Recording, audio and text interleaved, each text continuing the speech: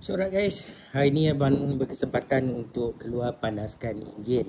Walaupun cuaca, kalau abang nak share dekat korang, keadaan sekarang ni macam nak hujan, tapi dah berapa hari dah motor terperap tak start. So abang nak ke kafe dan panaskan enjin. Cuma abang, apa yang abang nak share dekat korang adalah tentang satu produk, bukan satulah, dua produk yang abang gunakan untuk grooming ataupun untuk jaga motosikal abang ni.